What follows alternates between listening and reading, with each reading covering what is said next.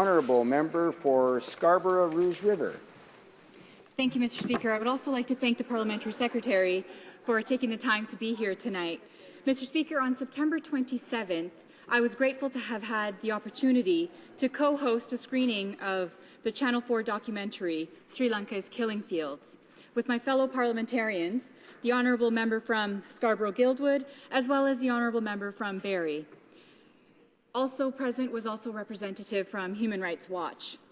This documentary detailed the alleged human rights violations and crimes against humanity that were committed in Sri Lanka during the final phase of the Sri Lankan Civil War.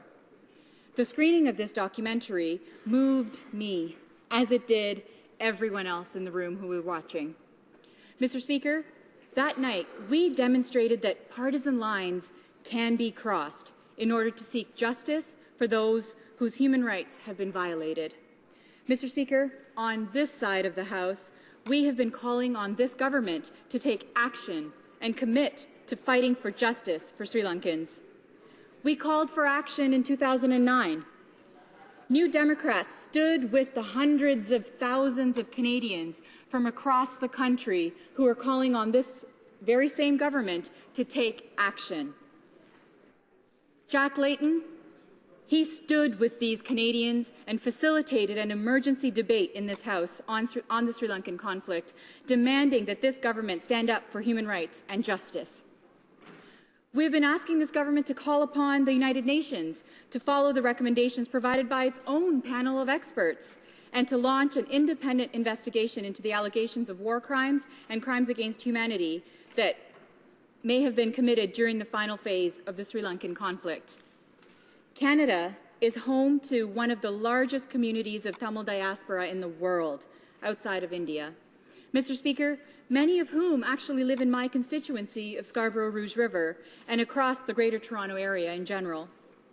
These are people who have lived through the atrocities committed during the Sri Lankan conflict. These are people who have witnessed their loved ones being murdered or kidnapped. These are people who have felt unsafe in their own homes. My family joined these people, fleeing our home country to come here to Canada, leaving behind our friends, families, and loved ones. Many of us risked our lives in order to escape the horrors taking place inside of our homes and in our own backyards. Mr. Speaker, during the almost 30 years of this conflict, and particularly during the final phase of the war, Canadians and the rest of the world stood idly by. Though there were many cries for help, there was no foreign intervention in spring of 2009. Even the United Nations left the country, left Sri Lanka during the final phase of the conflict.